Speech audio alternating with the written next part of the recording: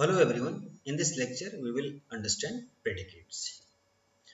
First we will define a predicate, then we will discuss why we are studying predicates. So look at this sentence.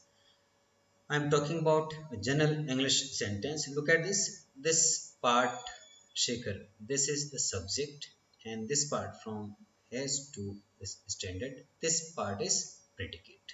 So if you look at this part is telling something about subject. So this part which is telling something about subject is called predicate. So predicate means which is the part of the sentence which is telling something about predicate. So this is predicate. Now why we are using predicates here in logic? If suppose in a class there are 100 students and suppose 50 students have first division in the class and I have to write the proportion for the sentence that all the students have first division in 12th standard. Then the proportions for each of these students will be Shekhar has first division in 12th standard. Second one is Nikhil has first division. Third one so on and up to 50. So what I will do, I will denote it this by P1, this by P2, P3 and up to so on. So for all student have first division means I have to write Shekhar has first division and Nikhil has first division and so on has. So this will be written by P1 and P2 and P3 and so on is P50. Now this is very awkward to write in this way because if number of students are very large, so this is not a perfect way to write proportions in this way. So how can we make this process easy? Now if you look at this, in all these sentences, this predicate is common. This predicate is common. So if I write a predicate not in the term of name, but I write if I use a variable x, this is predicate on x and say x has first division in 12th standard. X has first division in 12th standard. So now in place of name I have used a variable x and I can define the values of x. If we define a set from where x is taking its values, so this set is known as universe of discourse. Universe of discourse. So universe of discourse is the set from where x is taking its values. For example, here you can define x belongs to set of student set of students of 12th class, set of student of 12th class. So this is the universe of discourse for x. It's your choice whether to define the universe of discourse for x or not. If you define, then x will take its value from this set. If you do not define universe of discourse, then it can take any value from the universal set. It may be a student or any other thing. For another example, say if I say qx, x is an even number, x is an even number, x is an even number. So if I define universe of discourse, say x belongs to set of integers, then this is the universe of discourse for x. So if I do not define any universe of discourse, then x can take any values, whether it is meaningless or meaningful, but it can take any value if you do not define universe of discourse. Universe of discourse in simple term you can say the domain of x. So this is the universe of discourse for x, and this is your choice whether to define domain or universe of discourse for a variable or not. So these are predicates on one variables, and to write the proposition for the sentence that all students have first division in 12th standard, first we will discuss some quantifiers and then we will come to the symbolic form of these type of sentences. One thing, these are predicates on one variable, You can write predicate on more than one variable. For example, p x comma y. So x is greater than y. So there is predicate on two variables x and y. Here you can define x comma y belongs to z, or you can define separate universe of discourse for x and y also. So this is your choice. Now we will discuss quantifiers. Then we will come to how can we define uh, predicates for different types of sentence, and how can we write propositions for these type of different types of sentences. Now quantifiers. A quantifier is used to quantify a variable. It means for how many values this px will be true. So two types of quantifiers are there. One is universal quantifier. Here I will discuss universal quantifier. Then we will discuss existential quantifier. So universal quantifier, when a statement is true for all values in its universe of discourse or domain, then we use universal quantifier. We use symbol for all, this for all, for this universal quantifier. Now look at this for example. Suppose x belongs to the set 2, 4, 6, 8, 10. Say x belongs to this set, and I write a predicate on x. X is an even number. Even number. Now look at this sentence. This x is an even number. This is true for all values of x in its universe of discourse. So if I have to write all numbers, all numbers here, suppose this set, say this set is capital X. Say this set is capital X equal to 2, 4, 6, 8, comma 10. So all numbers in X are even. All numbers in X are even. So the very simple way to write this, because I have written the predicate px, x is an even number and it is true for all the values in capital X. So how can I write this in the form of this px? So I can write it for all x px, means this is true if px is true for all values of x in its universe of discourse. Here it is true x is an even number for all values of x in its universe of discourse. So we can write it for all x px. Now another quantifier, existential quantifier. When a statement is true for some of the values in its universe of discourse, then we use existential quantifier. We use this symbol there exist. There exist. There exist.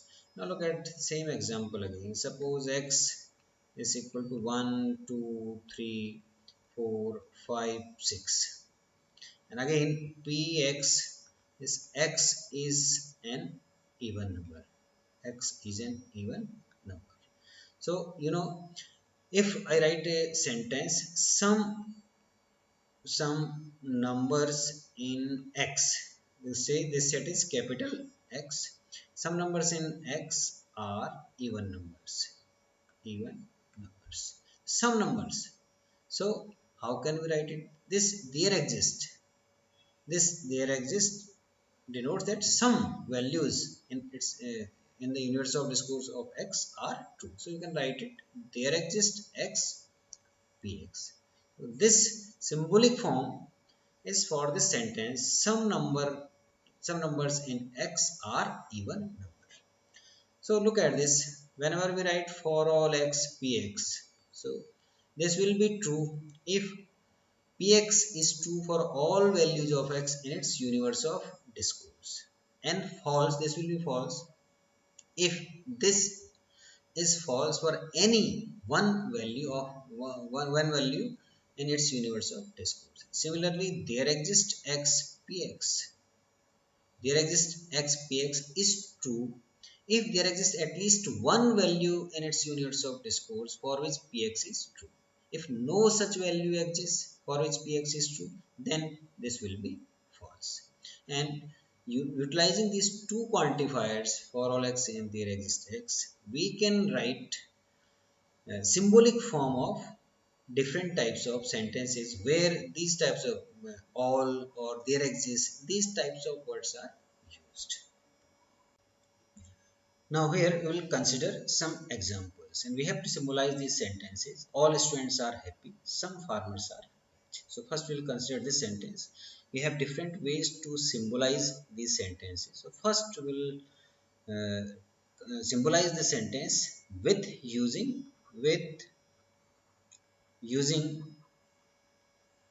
universe of discourse. Universe of discourse. So first using universe of discourse. Now all students are happy. It means we are talking about the set of students. So define let x belongs to set of students.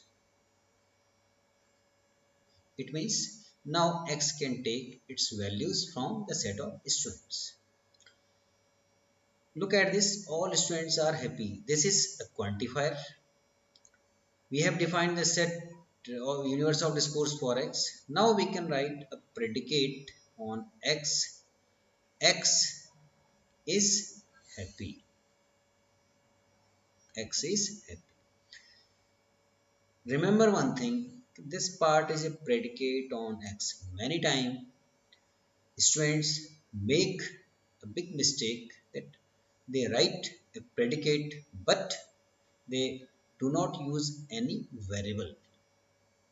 Without a variable, this predicate is meaningless because you are defining a predicate on x. It means this sentence is telling something about x. If x is not there, this sentence has no meaning. So whenever you define a predicate, you must use a variable. Variables may be more than one. So you have to define something. This part will define something about these variables. So this variable must be there. Without this variable, this is meaningless. So px is x is happy. Now for all students are happy, simply we can write for all x px. For all x px. So this is the symbolic form of this student. All students are happy. Now second way, without using universe of discourse. Without, here I write without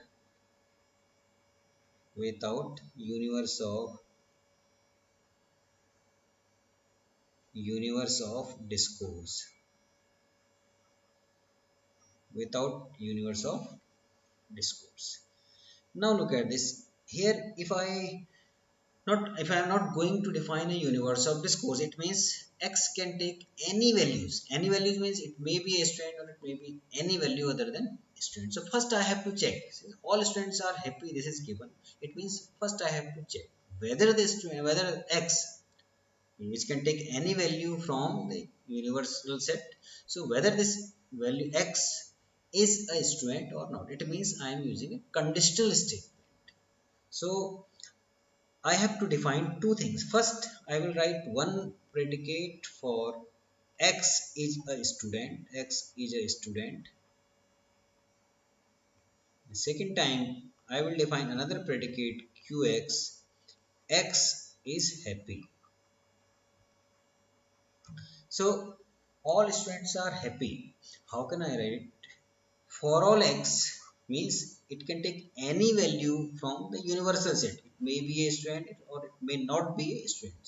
So we are talking about for all x, but we have to check whether x is a student or not. If it is student, then it is happy.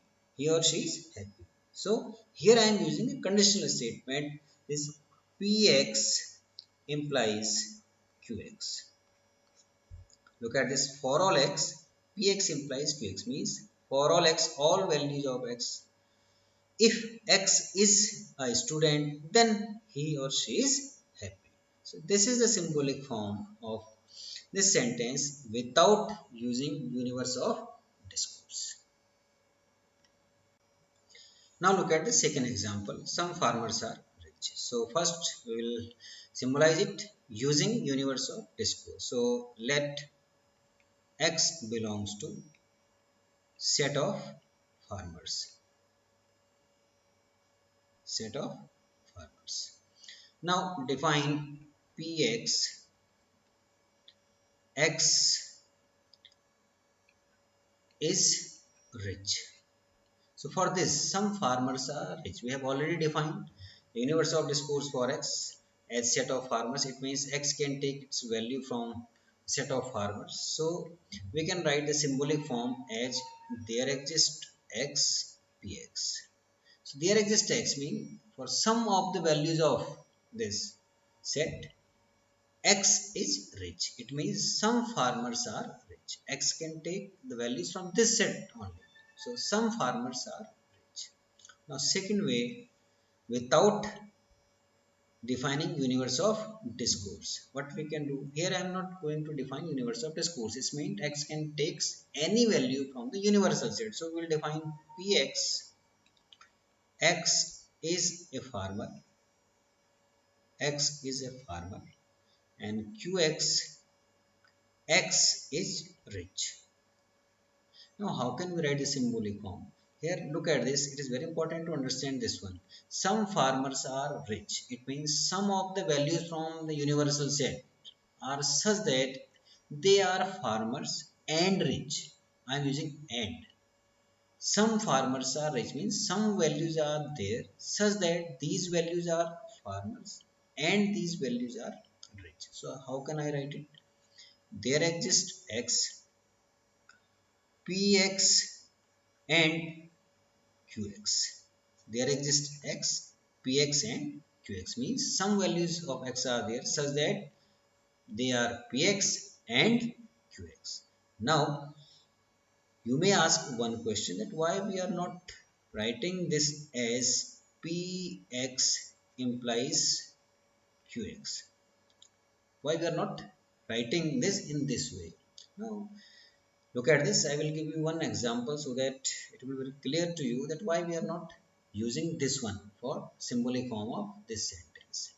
If I write there exists X, Px implies Qx. Px implies Qx. So it means this part is true for some of the values of X. Some of the values of X. And say, suppose I say P1 is a person, X, say Y is a person. Y is the name of a person for which this is true. There exists X means suppose Y is a person for which this is true because there exists X. There exists X means a particular value of X exists from a universal set, and suppose this value is Y and Y is a person. So it is true for Y. So if it is true for Y, then we can write Py implies Qy. Means Py implies Qy. Now look at this. This conditional statement may be true if only this part is true, but this part is false. Means this part is false and this part is true. So this conditional statement will be true if Q, this person Y is rich, but he is not a farmer. So what we are talking about, some farmers are rich means a person or any value which you are taking from universal set, this value is a farmer as well as rich. And if we write this symbolic form in this way, so this will be true in the case where this Y is true, but this Q, this part is true, but this Py, this part is false. It means these two conditions, farmers and these both are not satisfied. That's why we cannot write the symbolic form in this way. So for these type of sentences, some farmers are rich, we will write there exists X, Px and Qx. It simply means some values of X are there such that X is Px and X is Qx. Now free and bounded variables. A variable is bounded if it is bounded by a quantifier. A variable is free if it is not bounded. For example, suppose if I write for all x pxy. Suppose pxy is a predicate on two variables x and y. So if you look at this, x For x, we have used a quantifier. For all x means x is bounded by a quantifier, but y is not bounded by a quantifier. So here x is a free variable, x is a bounded variable, while y is a free variable. Now removing quantifiers from the predicate. Look at this. Suppose x belongs to x1, x2, xn. Now we have to remove the quantifiers from this for all x px. So whenever we write for all x px, this is written in the form of this predicate px. Means px is true for all values of x, x given in its universe of discourse. So we have, if we have to remove these quantifiers, it simply means we have to write these propositions for each of these values. So here for all x px means px is true for all x, so we can write, if we remove the quantifier, then we will use these prepositions for each of these values, so we can write it px1 and px2 and up to so on pxn, as I told you in the first slide why we use predicates. So if we remove, we are just basically we are doing the reverse procedure. If we have to remove the quantifiers, it means we have to write prepositions for all these values in its universe of discourse. Similarly for this one, there exists x px means px is true for some of the values of x, means this can be written as px1 or px2 or and up to pxn. Similarly, for all x, negation of px. Now, negation of px is itself one predicate. It means negation of px is true for all values of x. So, we will write negation of px1 and negation of px2 and up to negation of px. So, in this way, we can remove quantifiers from predicates. Now, negation of quantifiers. Find the negation of the following sentence. All players are healthy. So, to find the negation of these type of sentences, first try to write their symbolic form and then write the negation. Just I will give you one example. How can we write the negation of sentence? For example, suppose we have for all x px. For all x px. So if I write the negation of px, then this is equivalent to negation of for all x. There exists x, and then we write the negation of px, negation of px. It means negation of this is for all x px is there exists x, negation of px. Similarly, negation of there exists x px, this is for all x, negation of px. So first we will symbolize these sentences, then it will be very easy for you to write the negation. All players are healthy. All players are healthy. Suppose I use the universe of discourse, say x belongs to set of players, and px you write px, x is healthy, x is healthy. So you can write for all x px. Now if you negate this one, the negation, this is negation of for all x px, this will be equivalent to there exists x, negation of px. It means some players are not healthy. So negation will be some players are not healthy. So this is the negation of all players are healthy. So first what we did, we simply we have written the symbolic form, then we find the negation of this symbolic form and interpreted the symbolic form in form of sentence. Similar in the same way, some students are well mannered. Here you can write x belongs to set of students and say px, x is well mannered.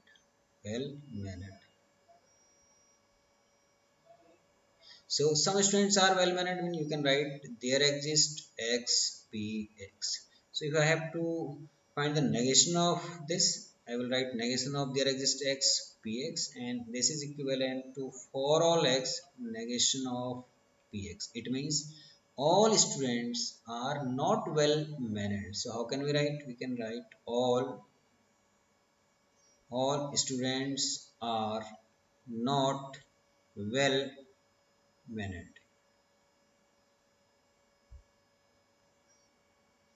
Well, so in this way you can write the negation of these types of sentences. Here are some exercises, examples for you. Just pause your video here and try to answer all these problems. Next video I will discuss solutions of all these examples.